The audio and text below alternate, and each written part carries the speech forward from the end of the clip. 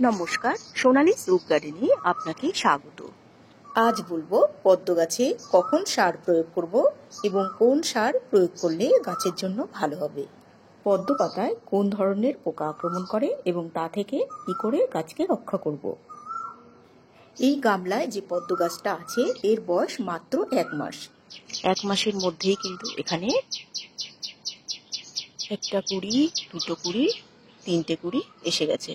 আসলে প্রথম যে কুড়িটা এসছে সেখানে স্ট্যান্ডিং লিপ আসেনি, ফ্লোটিং লিপের এই যে ফ্লোটিং লিপ সামান্য একটু উঁচু হয়েছে, তার পাশেই একটা কুড়ি এসেছে।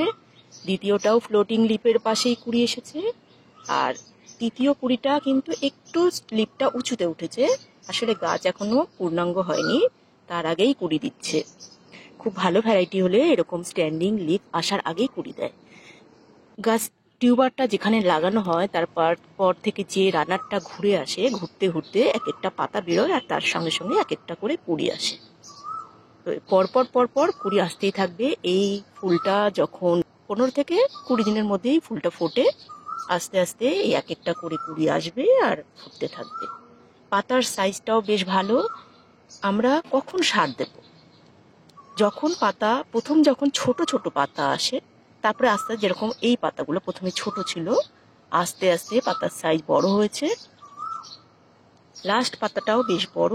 যখন দেখা যাবে যে পাতার সাইজ আস্তে আস্তে বড় থেকে আবার ছোট হচ্ছে, তখন আমরা বুঝবো যে গাছে এখন খাবারের দরকার আছে। সেই সময় আমরা খাবার দেব। যদি জৈব সার হয় তাহলে একটু কাগজে মুড়ে পুরনো গোবর সার মাটির গভীরে গুঁজে দেওয়া যাবে। আর রাসায়নিক সার যারা দিতে চান তারা, পাতা যদি বেশি থাকে তাহলে 10-26-26, আর পাতাও যদি একদম কম থাকে তাহলে প্রথমে এনপিকে, অবশ্যই এনপিকে 19-19-19 দিতে হবে। তবে জৈব সার দেওয়াই ভালো, এতে মাটি ভালো থাকে, এই মাটি নষ্ট হয় না, এই পুরনো মাটি আবার ব্যবহার করা যায়। আর একটা জিনিস, পদ্ম করলে কিন্তু এই অ্যাজোলা দিয়ে জল ঢাকতে হবে, না হলে মশা ডিম পাড়ে। এখানে দেখা যাচ্ছে অ্যাজোলার মধ্যে কিছু সাদা সাদা একটা ভাব এসছে। এই সাদা ভাবগুলো হলো কোনো পোকা আক্রমণ করেছে, লেদা পোকার মতো। এরাই পাতাগুলোকে খেয়ে নষ্ট করছে আর ওদের লালা দিয়ে নেটের মতো তৈরি করছে। তো এই পোকাগুলোই যখন অ্যাজোলা খাওয়ার পাশাপাশি কিছু সময় পদ্মের উপরে চলে আসে, এই যেখানে পদ্মের উপরে চলে এসেছে, পদ্ম পাতার উপরে এই যে ছোট ছোট লাদা পোকা, এই পোকাগুলো পাতাগুলোকে এই যে খাচ্ছে, খেয়ে পাতাগুলোকে দেখতে খারাপ করে দেবে, নষ্ট করে দেবে। তাই এই লাদা পোকাগুলোকে হাত দিয়েই প্রথমে 2-1টা থাকতে থাকতেই সরিয়ে দিতে হবে, না হলে এই যে এইগুলো, না হলে ওরা পাতাগুলোকে খেয়ে নষ্ট করে দেবে।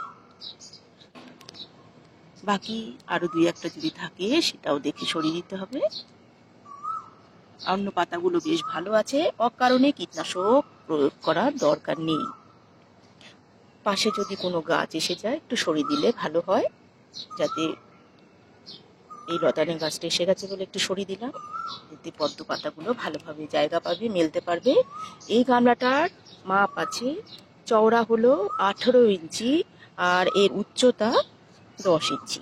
এই গামলাতেই পদ্ম গাছ বেশ ভালোভাবে ফুল দিচ্ছে। আর যদি কোনো প্রশ্ন থাকে অবশ্যই কমেন্টস করে জানাতে পারেন, চেষ্টা করব তার উত্তর দেওয়ার। এই ভিডিও যদি ভালো লেগে থাকে তাহলে লাইক, কমেন্টস এবং শেয়ার করতে ভুলবেন না। এখনও যদি চ্যানেলটি সাবস্ক্রাইব না করে থাকেন, অনুগ্রহ করে চ্যানেলটি সাবস্ক্রাইব করে পাশে থাকা বেলটি প্রেস করে দেবেন, তাহলে আমার যত নতুন ভিডিও তার নোটিফিকেশান আপনাদের কাছে পৌঁছে যাবে। আবার দেখা হবে নতুন কোনো ভিডিওতে। সকলে ভালো থাকুন, সুস্থ থাকুন, গাছকেও অনেক ভালো রাখুন। ধন্যবাদ।